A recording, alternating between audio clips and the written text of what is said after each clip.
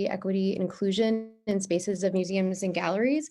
To say that it's urgent now would be to ignore the fact that this is the result of systemic problems in, systemic inequities in the art world that have been going on for decades, longer than decades, as long as there has been an art world. But I think we're reaching a kind of critical watershed moment. And Lisa, you mentioned that webinars have been happening in the pandemic, and I do think that it is really related to the pandemic, although I'll be interested to hear if others maybe agree or disagree or want to complicate that. But I think that, the pandemic has afforded us, for better or for worse, time and space, I think, to consider a lot of these issues. It's also disenfranchised a lot of individuals. We've seen just, shocking amounts of job loss, and certainly the art world is not immune to that. And I'm thinking specifically about, how most museums and galleries closed down during the pandemic last year.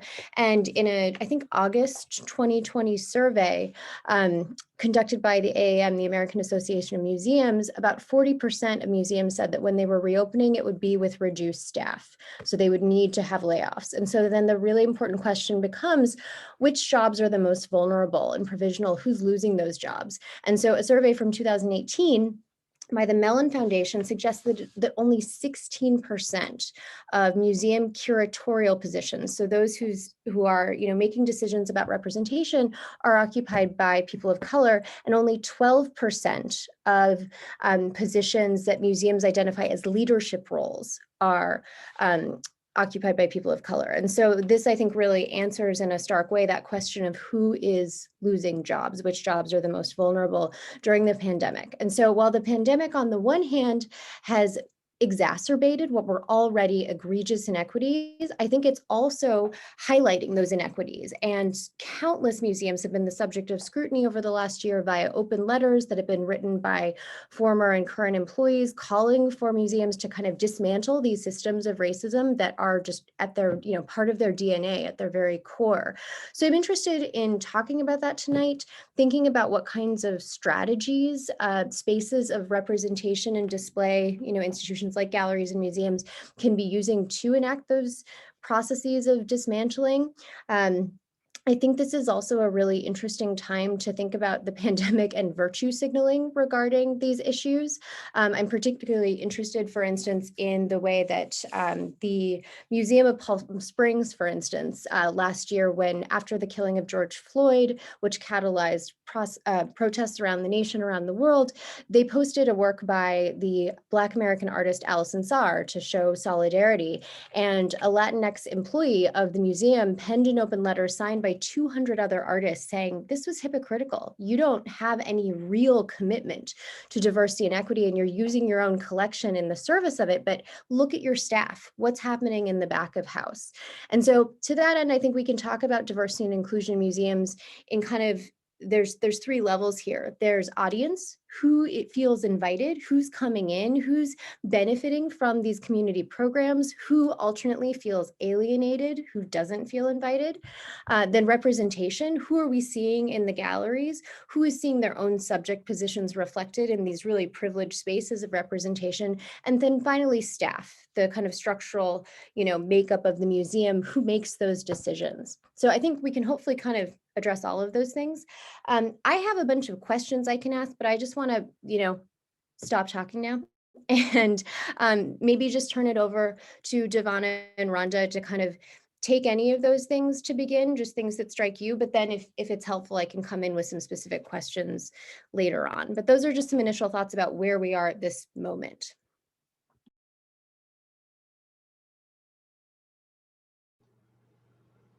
I think when I think about this, not I think, when I think about what is happening, the reckoning that is occurring right now in the art world, specifically as it relates to museums and galleries, I can't think of anything except institutionalized power. That's all I can think about because it is so apparent to me that when I'm reading about the efforts that museum and gallery management are making to diversify not only their staff, but their collections and their exhibits. I just, and even their efforts to train themselves to learn more about issues of diversity writ large, but then specifically issues of diversity in the art world. I mean, it's just oozing discussions about power that it seems people are still dancing around, right? Like the more I read about it, the more I listen to conversations that people who are integral to these to these areas of life, to these institutions, the more I'm exposed to it, the more I think, why are you not talking about power? That's all this is. Do you think that because we're talking about art, that there's any less of a need to have a discussion about institutionalized power? I mean, it's a little maddening for me that we keep dancing around this and not talking about what the root of the actual problems are. And that is the inherent, persistent, consistent power differentials that are institutionalized in our nation. And we have to start talking about that in the art world if we're going to make any difference. I agree. And I would like to add on top of that is, you know, I will speak from my personal experience of the reason why I took the role that I did as a board member on Erie Art Museum was because one, I have been there as a child, and I've experienced the place, and I realized that I do not see myself in that place. And so as an adult, now I've taken the space to say, okay, what can I do to help change and shift I would say, the narrative of how museums have been doing for years and centuries on top, like, on top of what Dr. Matthews is saying. And for me, museums, should reflect what has gone on in the past. It should reflect what is happening in the present. And it should also tell a story of what we can do for the future. And, sticking around what's going on with what the whole topic of this is, the art as a messenger of social change, is that's what it should be. It should be telling a story as time goes on. And so for me, that's what I would like to bring on the board, but not only on the board, but helping us shift that mindset, in especially how we look at art. And we can definitely, I'm sure we'll go into that deeper, but that's just what you said, Paula. That's kind of where I'm at right now, is just shifting, how we see and view art. And I want to see myself in art museums. I want to see myself in these spaces. And I want to be able to take myself into a different space when I'm looking at art, whether that be looking at a chair or looking at a painting. I want to see myself in that art. Devon, I love that you bring in sort of what a museum should be, and it relates to a question I had, which I'll then maybe pitch to Rhonda so she can weigh in on that. I was reading, I think it was in an article in the LA Times, I'd have to check back, but Lori Fogarty, the executive director of the Oakland Museum in California, was writing about how she believes this is a kind of critical moment of change for museums. And I was struck by the definition that she proffered of a museum, kind of thinking about, well, what is this institution supposed to do? What is it supposed to be? And she says museums should be community centers that can cultivate relationships between the visitors and collections, encouraging them to share their lived experience and making museums more welcoming to culturally specific perspectives. And that's a definition that to me goes far beyond just a place that is a cultural steward for art. And Devonna, you just said something really interesting about kind of, museums as being rooted in past, present, and future. So Rhonda, I'd be interested to hear if you want to say something about the function and role of these spaces, what it is or what it should be. Sorry, I forgot I was muted. Okay, so I was looking for that quote by Fogarty in the article. I can't find it, but I agree with that because because the museum is an institution, right? It's an institution of society writ large, right? It is an institution of art. Its job is to administer and to exhibit and to express, the cultural ideals about art.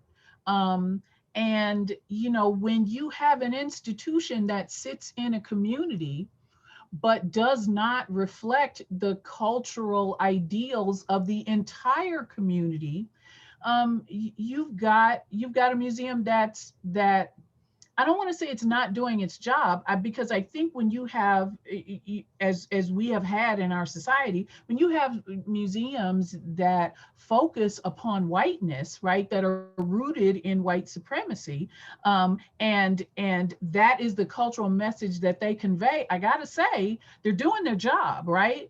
Because when you think about stakeholders, who the stakeholders are, Paula, you talked about, we have to think about who the audience is, and we have to think about who the other stakeholders are. Who's giving the money, who's administering the exhibits, who's curating them. All of that, we have to think about that. And when those people are presenting one facet of the expanse of life in the U.S., they're doing their job, and the job is exclusion, right? Because the message is, so here, look at all this white male art. That's what's important.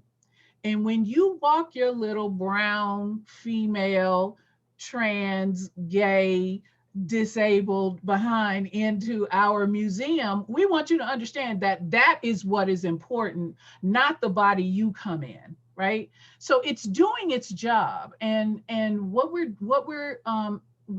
are seeing right now is a reckoning with that. And this is one of the reasons why I think we can't have this conversation without talking about the power dynamic. So it is supposed to be, Fogarty is right, it is supposed to be a purveyor of cultural ideals and cultural ideology. And what is happening now is that people are demanding that it reflect the fullness of the cultural experience in the United States, not the very narrow one that has been presented to us for 400 years, 400 plus years. So yeah, I agree with Fogarty 100%. Yeah, Rhonda, you made me think about that recent that job call that was circulated.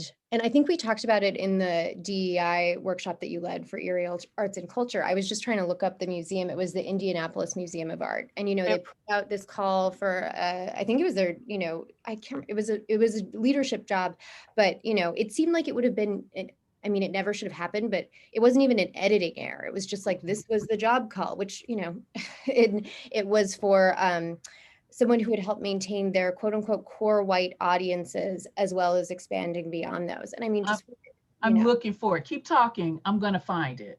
I did though just want to just note that Kelly had put in the chat, the old paradigm is a museum centered on objects, while many are working towards a vision that a museum is about people. And Kelly, I think that's such a succinct way of putting it, because indeed for so long, I mean, art historians, like, we love to fetishize the object. It's all about the primacy of the object and the experience of that object. But then this question of like, who's experiencing the object and how, and who feels like they can have a meaningful experience with that object. These are really important questions we need to be asking. Did you find it, Rhonda? I still haven't found it. Hang on. I'm getting close.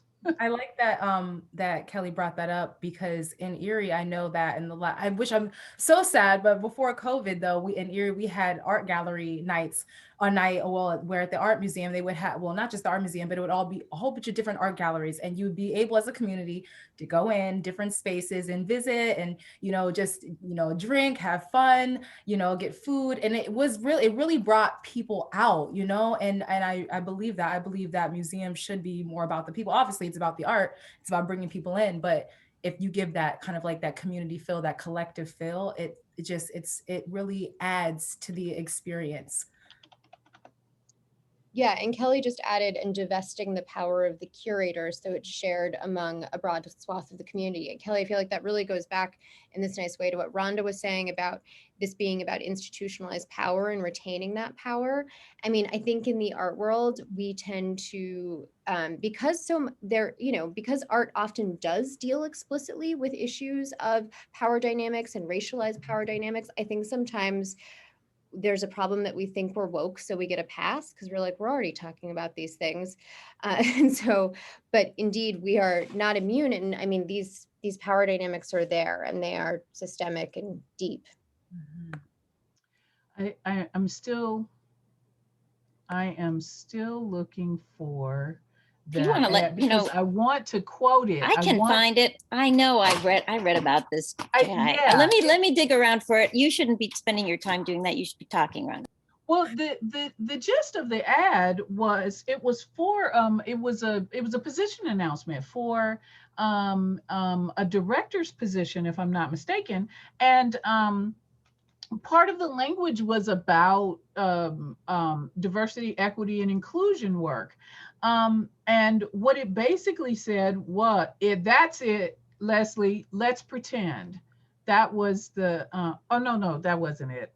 Was that it, Leslie? That was, anyway. So the ad basically was, we need someone to come in and do the work of diversity, equity, and inclusion without alienating our white donors, right? And so people got in a real uproar. All right, Kelly found it here. Hang on, let me go to it so I can quote directly from it. So here it is. The ad read,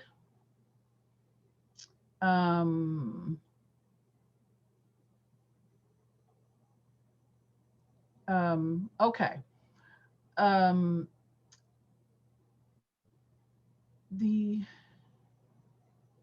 Oh shoot, it changed a bit. Okay, so here was the part that put everybody, on high alert. So the job, also let me say this, the job description was 6 pages, and so this was a small paragraph in the 6 pages. Quote, the person would need to, quote, maximize unique programmatic opportunities, working closely with the curatorial, education, and public programs divisions to animate the permanent collection galleries in innovative ways that attract a broader and more diverse audience while maintaining the museum's traditional core white art audience, end quote, right? So, the problem with that, quite frankly, is the language, right? Because it was the way that it was worded. Because if she had worded it, if she had just taken out white, right, it probably would have been fine. But the way that it was worded it brings up issues of power and power dynamics, as wrapped in race, that people just don't want to deal with, because the fact of the matter is that is precisely what it is that the managerial staff of galleries and museums are doing right now. That is what they're doing. We are trying to diversify our collections, our exhibits, our staff, but we are not trying to alienate the rich white people who give us money, right? We all know that that's what they're doing. Part of the uproar about this, I think, is that don't put it in writing. We know that's what you're doing, but don't say it out loud.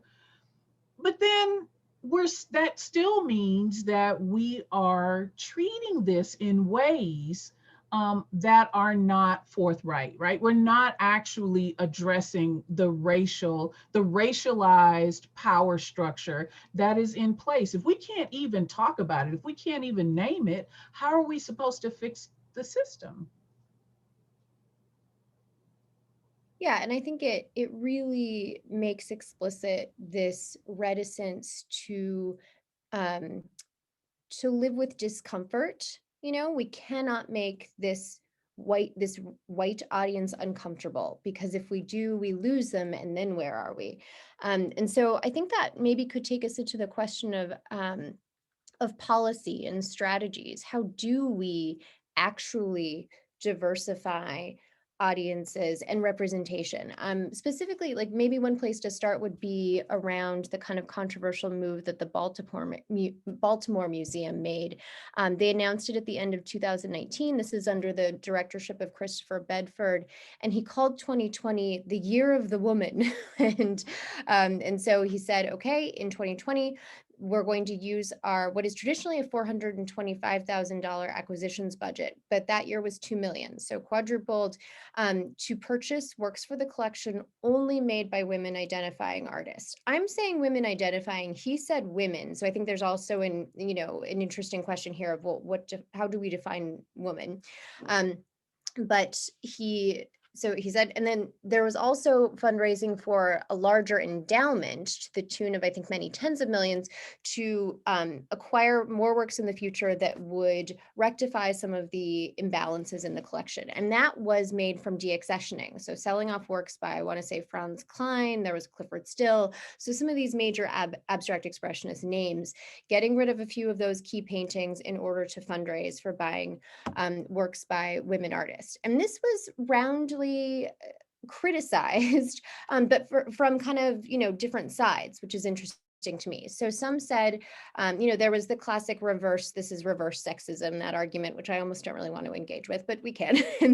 But then there's the argument, is this too performative? Is this using women as spectacle for good publicity for the museum? And then there was the argument of, this is not enough. And so there's a lot of different ways of approaching this. And so I guess my question to both of our panelists is maybe what you think specifically about that, but then please feel free to use that as a springboard to talk more broadly about kind of, what sorts of strategies and policies do we want to see in order to move forward in terms of, seeing multiple diverse vantage points reflected in what's in museum collections. Devonna, you go first. Well, I'm not well versed in policy and whatnot, so I'm going to speak from just my own experience of I'll just speak from my own thought around the female part. I think it's still while I understand I understand what he's trying to do, it just still misses the mark. It's still kind of it's like you don't get it again. It's just you're missing the bigger picture. That especially in the scheme of, you're speaking for women, because did you even ask women how they felt about this, and what constitutes a female as well? I don't know. I just feel like there's so many questions I have for that person, because women, we're diverse. We're not a monolith, and just like Black people are not a monolith. It's so it just still for me misses the mark. But I can't speak on the policy part. But I can speak on what I would like to see in changes, but I want to hear Dr. Matthews first. Because I have something to say. Yeah, exactly. Okay, so listen, I was reading up on what he was doing, and I was like, bravo. I'm sorry, brava. Do it, right? And here's why. So I think it was Ruth Bader Ginsburg who was asked this question. What do you think it'll take for there to be parity on the Supreme Court, gender parity on the Supreme Court? And she said, when there are 9 women, right?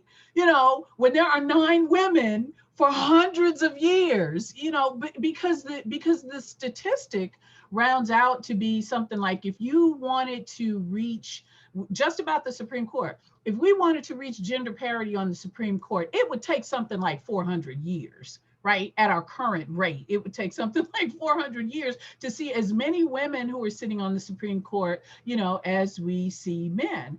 And that same kind of statistic holds up in just about every other area of work that is predominantly male dominated, right? almost every other one. You know, it would take, if not, if it doesn't take decades, then it'll take centuries to reach gender parity. Okay, so I did not have a problem with what he was doing. I didn't, because again, he's not saying, look, the previous work that has been placed here, we're not saying that it is somehow invaluable. We're not saying remove it from canon. He's not saying remove it from cultural importance. He's saying all of that still stands with the work that we currently have, that the museum currently has. But if we are going to include, if our museum is going to do the work of, you know, presenting cultural messaging, if it's going to elevate and include cultural practice and experience, then we've got to do radical work to make sure that inclusion is a part of what we do. And I will say this, nobody bats an eye when they walk into a museum and all of the works are done by men. Nobody bats an eye. They accept it as that is the way that it is supposed to be.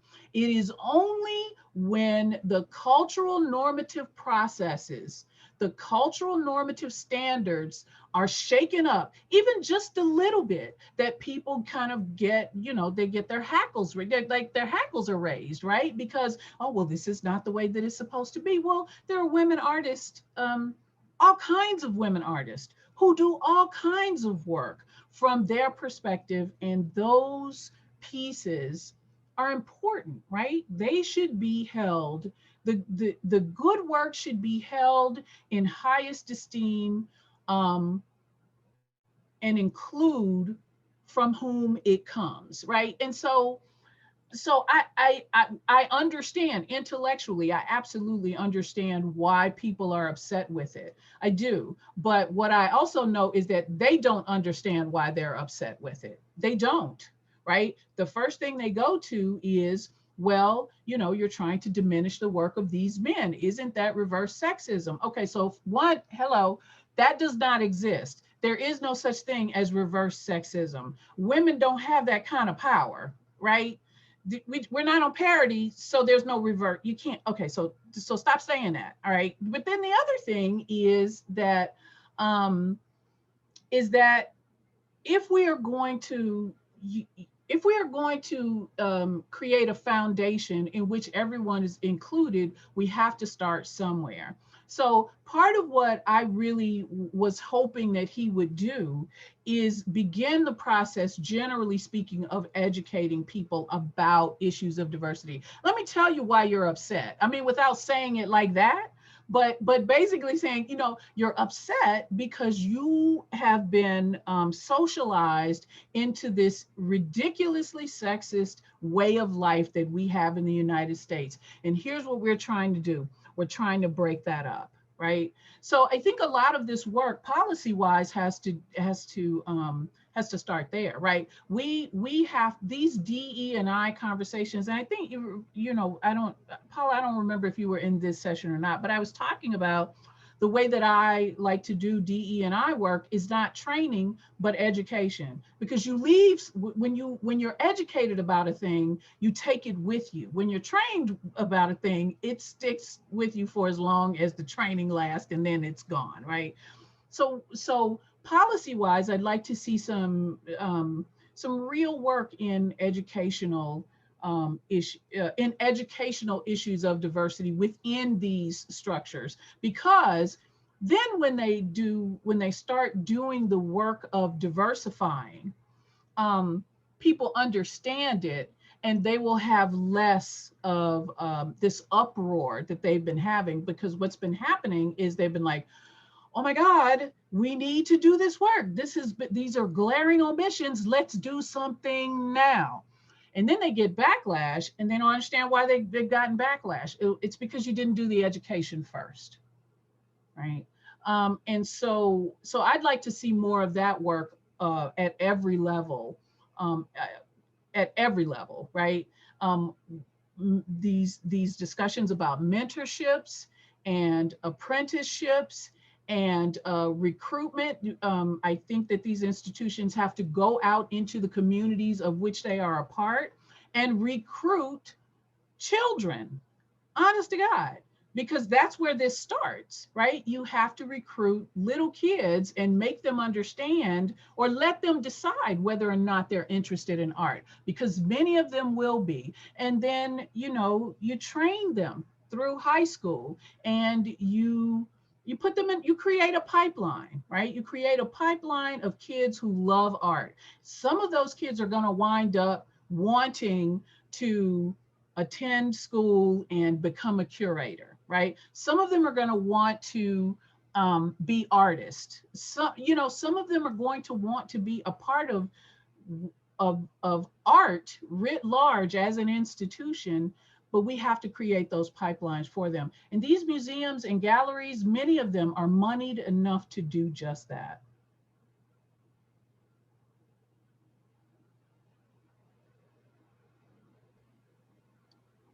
Yes, Kelly. Yep. Yeah, that's a great. Yep, Kelly. Uh-huh. What Kelly did. Mm-hmm. And don't you continue to do that, Kelly? Well, I'm not at the Erie Art Museum anymore, so I'm not. Okay. Yeah. So. Do you do it through other programs? Well, yeah. I as an educator, I am firmly in the constructivist pedagogical model that people teach themselves, and our role is to facilitate them to figure it out. And I think it's also really, really important for a museum. I sort of eased my way into the education program at the Erie Art Museum, not from an art history background at all. I was coming as a folklorist and as a musician and a teaching artist, thinking, wow, we should be doing interesting things with kids here. And when I went to my first museum conference, it was like, it was deafening. All the museum educators did mostly was complain about how they had no power and no control, and the curators made all the decisions. And I think that there is, if you really want a museum to serve the community, the museum education department has to have the same power and respect and agency as the curatorial department. I think that's such a great point. Before moving to Meadville to be in Allegheny, I worked in museums, and I was struck by how often you see such departmental siloing, and, there's such a hierarchy, and it's like curators, the gods walking among the people, and then the education department just off in their own little world. And so often they were not consulted, and they were seen to do this kind of auxiliary work that was on the side. And I think, Kelly and Rhonda, you're bringing this up in terms of creating pipelines and starting really early. This educational aspect seems so key. And one wonders, and I don't know the answer to this, what happened at the Baltimore Museum was, how involved were other departments? How great would have been for the education department to do a series of, free community workshops and seminars on history of art as told from the perspective of women, or something like that. And that's the kind of thing we're not always seeing. Devana, what are you thinking? So I'm thinking a plethora of things, because I actually another position added. So I'm actually a program associate at Erie Arts and Culture as well, and I just been on in the last couple of weeks. And what I've noticed, with the amount of things that Erie Arts and Culture is doing with community, I noticed that there is a lot of space with teaching artists and doing a lot within the school district. And I think that right there, we're talking about when it comes to education, I really value that. I value that in an organization, in a space that does take their time to vet teachers and also bring in people who are not as experienced and bring them in so they become experienced. And so for me, I value that. And that's what I would like to see more in a lot of these other art institutions, is the education piece being more elevated as far as what we're talking about. And I 1000% agree. I really agree. Maybe sorry, go ahead, Rhonda. Can I also, I think we're making this hard. Right. I think it's not hard. It's not hard. You all have heard me, you all have heard me extol the virtues of Beyonce, but listen, that video, Apeshit, Yes. right? When she was in the Louvre, I cannot explain to you how excited I was to see that video. I cannot explain what it was like to see two Black people, Mhm. right? A couple, um, take that place over and insert their Black, beautiful Black bodies with their beautiful brains, and their talent, just put themselves all over that place, right? And that's a thing that we can talk about, right? That's easy. It's we make this so hard because this whole discussion is fraught with so much power, right? Mhm.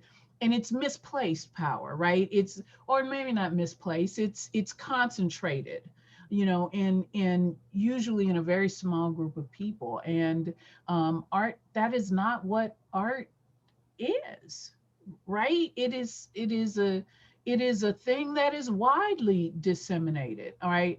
What is a part of that power structure is who gets to identify the work as art, right? And so and so I think that our discussions, are often quite lofty. Oh my goodness, should we deaccession the Warhol so we can bring in some, like somehow it's gonna selling a Warhol work is gonna make diminish the legacy of that artist. No, in fact, if we sell a Warhol, we get to expand the definition of art and who gets to be called artist. And so I just think that we are kvetching about this, when there's no need to. Beyonce showed y'all, right? It's right there in the, we can all be a part of this important thing that we call art. And so I'd like to see us have more discussions, like that, because we tend to kind of be a little bit scared about introducing it, to young people or to kids or to whomever. And I just don't think that we should. Art should be accessible. In fact, art is accessible if we will only, open the doors a little wider. I love that you brought in Beyonce because I really like Beyonce. But I mean, Apeshit is such a fascinating video because it, in a really brilliant way, it foregrounds the whiteness of the Louvre and museum spaces. And so many of the ways in which they do focus in that video on the figures of color throughout these really famous paintings, you see them in positions of servitude. Mhm. You see that when you do see a non-white body, it's not in the position of like the main subject of the portrait or whatnot. And so, Mhm. I mean, it's such an interesting activation and critique of that space. And this brings me to maybe another question about education, which I've been thinking about a lot as an art history person. But like, how do we deal with a history of art that is so fraught with white supremacy and colonialism? I don't know if you all watched Hannah Gadsby's Nanette, that comedy set that came out a couple of years ago, where I mean, you don't see a lot of art history and stand-up comedy, but Picasso and Van Gogh become these kind of twin through lines in her set. And she basically is saying, what happens when our stories are told by white men? What happens when you look at these really famous paintings and you see essentially this violent fracturing of a young woman's body who you realize that was actually in a relationship of, not a relationship, but in a situation of statutory rape perpetrated by Picasso, the artist? How do you deal with these historical figures? And on the side that Hannah Gadsby, the comedian, comes down on is that we actually don't need Picasso. She's like, how many of you in this audience were deeply impacted by Cubism? Do we even need to talk about him? as an art historian, I have trouble letting go of the need to talk about Cubism, and it's hard for me. And so then the question becomes, okay, how do we deal with this history? My solution so far has been to have my students watch Nanette, and then we have this kind of meta conversation about, how do we deal with Picasso? But I think just generally, I'm curious, because we have a more inclusive contemporary art world, far from perfect, but we can look at living artists in a different way. But what do we do with all of these old dead white men? I don't know. So that's sort of tell the truth. And the reason we tell the truth, I mean, and again, I feel like we're over like intellectualizing it, and this is my prime example. So I don't know if anybody's seen on HBO the Woody Allen and Mia Farrow situation. Not yet. It's on my list to watch. And the person, Woody Allen is a artist, right? Whatever, does his whatever. I'm just so upset at this point, so I don't care. It's about his art. So at the end of the day, like we're upholding this person at this caliber because they're an artist, right? But in the very, very deep depths of it, this person is a predator, a sexual predator. And so when I saw that, I'm like, yeah, I will no longer watch your art. I will no longer listen to whatever. I feel like that's power for me. Like I'm taking my power back and saying, whether people want to, agree with it or not, I'm taking my power back and saying, I'm not going to support this artist. I think that if we start speaking truth about what is going on and about these artists and about whatever, I think that it starts to take some of that power away from the people who are powerful, who are doing wrong, and puts that into the hands of people who are, I don't know if I don't know how, but let me get this straight. Putting the power back into the people who should have the space to create and all those other things. So that was an example I thought recently, like, I don't want to uphold what these artists are doing behind closed doors. Like that's a whole other story, but I see it like that. I don't know if anybody else can like kind of relate or speak to that. I know this is an unpopular opinion, but Woody Allen's work bores me to no end. I just don't. So even before I knew that Woody Allen was a predator, I wasn't watching his films. I mean, I know it's an unpopular opinion, but I just don't, right? But now that I know that, I think that it's important to do exactly, I want to echo exactly what Devana was saying. So when I do remember that, that piece in Hannah Gadsby's stand-up, and because I thought it was revelatory, because what she did was she just held it up, right? And she turned it just a little, she just shifted the perspective on it. And that is the way that I think that we should be doing this. So yes, Picasso was and remains important when we are talking about art. But yes, there's the art, but let's twist it, turn it just a little, and let's shift the perspective. The man was a predator, right? And we can't talk about his art as if it's in some sort of human vacuum, well, we have the art, but we're not going to think at all about the human who created the art. Well, you have to talk about them in conjunction with one another. And I think that part of the power structure of the art world has been that, there's some way that we can separate the man, because it's usually a man, right? We can separate the man from the art that he created. No, you can't, because the man created the art. Like those two things are inextricably linked. They cannot be disentangled.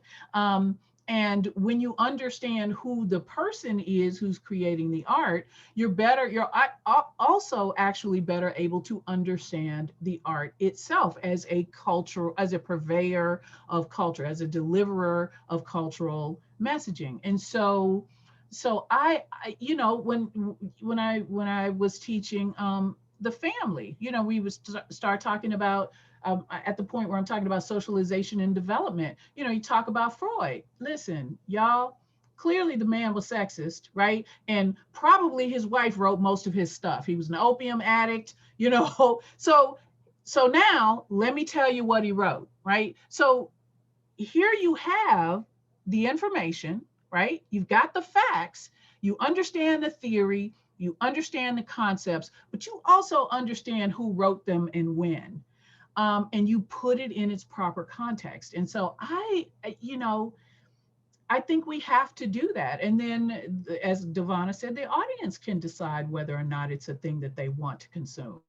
I, for example, can no longer watch The Cosby Show, right? Because I can't. I cannot do that separation. Um, so, but I think that's important. Yeah. Well, and I think, Rhonda, you bring up an interesting distinction between sort of contextualizing and historicizing someone and then just consuming their work. I was in a conversation with a friend actually this morning about the Dr. Seuss controversy recently, and the just, the now the estate will not reprint 6 titles because they have racial caricatures in them. And of course the right sort of seizes on this as a like, look at them just canceling everything kind of moment, et cetera, et cetera. But this question of like, well, what do we need Dr. Seuss? And my thinking was sort of, because she asked me about, how do you deal with problematic artists? And my answer was, well, okay, I think, we can still talk about them in an art history course, but mediated through the lens of here's what they did. But would I just go to a Picasso exhibition to be like, I just want to look at art today, and maybe I wouldn't go to that Picasso. In fact, I don't think I would go to that Picasso show now. And so I think there's a different thing. Like, could we teach Dr. Seuss in a children's lit class? Sure. Do we need to have our children read his books? I don't know. I don't have children, so I'm not even going to touch that. But yeah, but this idea of, consumption and how we empower people to make choices about what they consume in the way that we teach, I think is really important. Well, so let's go back. Let's go to Dr. Seuss, because I find this discussion both fascinating and a little bit maddening, right?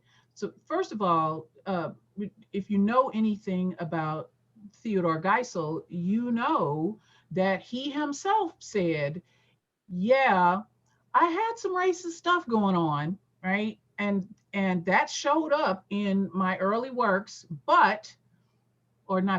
and I recognized that and I changed what I was doing, right? That is the epitome of a decent human being, right? I made some mistakes. I thought wrongly about these things. I educated myself and I changed. I mean, how could you not admire that, right? And same thing with the foundation, right? His estate, which said, okay, we're just going to remove these because we know who's reading these and we know that kids are, susceptible to these kinds of negative messages. So there's that. But then there's also the discussion about cancel culture. Again, another power-based thing. Oppressed people can't cancel nobody, right? The only people who can actually do the canceling are the very people who are hollering about cancel culture, right? Those are the only people who have the power, the institutional power, to make those kinds of changes. And they usually are doing it to oppressed people. So we don't think about this when it comes to art and that is presented before us, right? But when we do, then we can make changes to our own environment. So for instance, I do have one, well, she's not a child anymore. She just turned 21, but I remember Shel Silverstein's work, right? And I read The Giving Tree to her once, because as I was reading it, I was like, oh my God, this is awful, right? It is all about basically a woman giving everything of herself until there's nothing left of her to an ungrateful person. And this person just happened to be her son. This person was her son, right? And I was like, oh no, and I said to her, I'm sorry, sweetie, we are never going to read this book again, right? And I explained why, right? But that's the recognition, right? I understand why it was big when he wrote it. But then I think about Monroe Leaf, right? The Story of Ferdinand, still one of my favorite books, both in its the text and in the art, right? Wrote that book in 1932. It was an anti-war message, right? That I don't think I took of it as a kid. I thought it was about individualism. This is impetus for me to be who I am, no matter how weird other people think I am. Well, later on, I found out it was an anti-war message, right? So in his time, in the 1930s, he delivered this message that still resonates today. Theodore Geisel, in his time, at least in part of his time, created some really racist stuff, but shifted. So I think we have to put it in its historical and its socio-historical and cultural context. I think that's really the only way to understand it.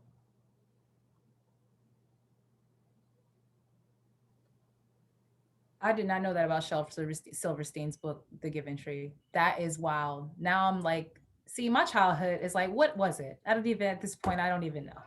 Like, like they taking all the stuff. I just can't, yeah. Just crushing dreams. Yes, but that's also the thing about speaking truth. I think because even in my generation, there's been, even with Dr. Seuss, the whole story, like I'm not going to go in deep with that, but Dr. Seuss was pretty pivotal for me as a kid. Like I loved all the Dr. Seuss books, and I am grateful that Dr. Seuss or they decided to say, let's take these books off. Thank you for doing that before we had to come to you and do that or say we need you to do that. But at the end of the day, it's like as I look back on childhood memories, I think, damn, a lot of shit was so racist and still is. And a lot of shit was sexist. And it really makes you really rethink about everything in your life. But that's what I'm saying now. It's so important to tell kids the truth. Like, yes, have these things, but tell the truth of how it has gone through history and what it looks like now, or where that was in the past. But now we're shifting and changing, and we're not going to use these as ways of, education in a way where it was used for in the past. I don't know.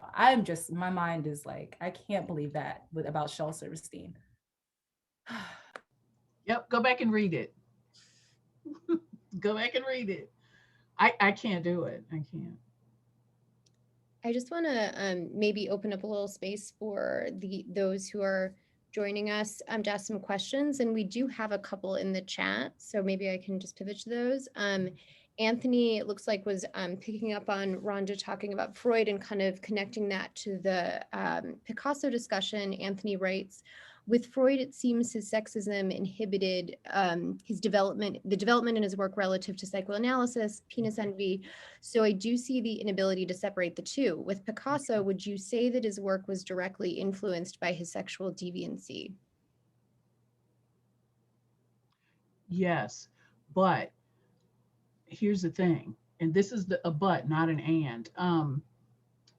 In his time, he was not considered a sexual deviant, right? We consider him that, through the lens of history. But he was not the only person who was doing this. He was not the only man who was doing it. Famous men were doing it. Men who were not famous were doing this. And so, the culture allowed it. Now, with a fair degree of certainty, I think that we can look at this and say, okay, he's got to know that, kind of holding a young girl in bondage was in the ways that he did, right, was not right. He had to know that. But I don't know that he did. I think because it was permissible, that he could probably very easily put that on the shelf and say, well, nobody's saying that I'm doing a bad thing, and the culture dictates it. So yeah, I think we have to put people in their time. This is not to say that we excuse their behavior. I just think we have to put them in their time. You know. I agree. I also feel like artists, like, okay, so I hate to bring up I'm not going to bring up the name, but I do see where with Picasso, or certain people like that, they do put it also in their art in like secret ways. I've seen, like, one person I think about is the person used to be the producer on Nickelodeon, and I just went in a whole I went in a whole like what is his name? I can't remember his name, but I've seen that he's put some of his like fetishes inside of the show. Yes. And I can't remember the show. Yeah, it was iCarly. Yes, I had a iCarly. fetish, right? And so put it though within the show where it made the kids do certain things with their feet. And when I read that certain articles, I'm like, what in the world? Like, for that person to put that in their art or in the show without even like, that's why I can't watch people's stuff that I know that have done deviant thing. I can't, because that is what makes me think of it. So for those of you who don't have teenagers or have kids who were watching Nickelodeon at that time, the show was called iCarly, and what we have found out in recent weeks, I think maybe the last 3 weeks, is that the showrunner for that very popular show, which was on for 4 or 5 seasons, I think, and had at least 3 prominent cast members who were young women. He was a predator on set.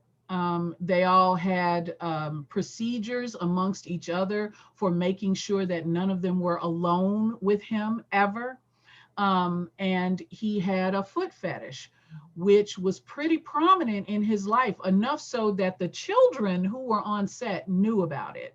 And he placed foot fetish types of imagery into the show, right? So while it looked like, to the audience, it looked like a funny, foot joke, because remember, this is aimed at kids, so it looked like some funny foot joke.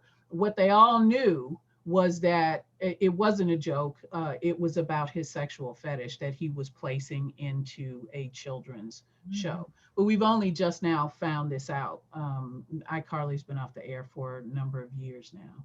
Yes, thank you. It was Dan Schneider. I just found the name. So that's thank you for the context, because that had, and as a kid, grew up on Nickelodeon, grew up on those shows. And again, my childhood is like in when it comes to art, it's crushed again. I think that's common. I mean, Louis C.K. infamously, he made a lot of jokes about masturbating in front of women. Turned out he was masturbating in front of women and didn't have consent to do so. I mean, these things, you can see Picasso's work too. I mean, women are the subjects of formal experimentation to be literally taken apart on the canvas. But I do want to just, Sherry has asked a couple of great questions in the chat. So I want to see if we can, I know we need to close soon, but I'd love to address these. So Sherry asks, so what do we do with Black memorabilia? Fred Wilson, memes make these visible. Rhonda, you procure these in order to destroy them. Misogyny is alive and well and still with us. Many geniuses were terrifically problematic human beings. Do we stop listening to Wagner? And I think this perfectly dovetails with where the conversation's been going. Thank you, Sherry. Thank you. Well, I don't like Wagner anyway. I think all his music sounds like funeral dirges. So I don't really, him and Mahler, I don't like. I can't. Okay, but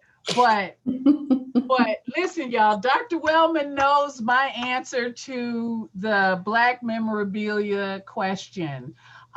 When I find them in thrift stores, etc., I buy them and I destroy them. I do, because and I know that that in many ways this is hypocritical of me, but I'm telling you, my desire to destroy racism trumps my desire to have these images out there. The reason that, I mean, they're still with us. These awful, stereotypical images are still with us. The Cleveland Indians, y'all, come on. Ralph Northam. Huh? Blackface. Yes, that's exactly what it is. And so, and while those images live, and they do live in our culture, right? We will not see any sense of equity, of parity. We won't, because we will always have that visual reminder that people of a certain hue were enslaved, legally enslaved here, that people of a certain hue were legally killed, right? Genocide, right? So, you know, you can't have George Floyd without that Black memorabilia. Those two things are directly connected, right? And so I know that people want to talk about them as being art. I do. I understand people saying that, but those people aren't directly hurt by that. Those people aren't directly traumatized by that. And as long as we are still constructing and celebrating images of torture and death and oppression, and that are also tributes to predatory capitalism, we will never be free. None of us will ever be free. And so I have no hesitation, and I just don't think that they have any relevance in modern discourse. I don't. I think of course, Fred Wilson and Carrie Mae Weems are both Black. Yeah. But Watermelon Woman, Cheryl Dunny, just so many Black artists and white take these tropes and take them apart using such a broad variety of strategies. And don't we have to also go into our fridges, I guess, after Standing Rock and get rid of our Land O'Lakes butter too? Yes. Yeah. But I mean, it's so pervasive. It's so pervasive. I mean, once you start, how do you stop? I think Land O'Lakes just retired that image. I think they just retired it. I think I know the Aunt Jemima. Finally. And Uncle Ben. Interesting stuff about Aunt Jemima. Yeah. Yeah. Gucci, wasn't Gucci just in trouble for that, where they were trying, the same thing, they tried to make it modern, and it's like, no. Like Land O'Lakes retired that image in April of 2020. So very recent. Okay. But Lisa was, I think, waving at me a bit, and I think we are at, despite this is very interesting, obviously, but I know we cannot go too late into the hour, so we have to rein it in. But thank you everyone for the fascinating questions. I think that really enriched the conversation. And Rhonda and Devana, thank you so much for your insightful remarks and thinking through all of these really fraught and complicated issues. Clearly, it's only through conversation and dialogue like this that we're going to get anywhere. So this seems important. Lisa, do you want to say anything to round things out? Thanks everybody for coming tonight to this Bruce Gallery Wednesday, which we're doing hopefully every Wednesday next week. Please join us for Kalolo Luckett, the independent curator, who will be making a studio visit to Edinburgh alumni, Ed Eberly. Hope to see you. Check it all out on brucegallery.info. Sounds good. Bye now. Thank you.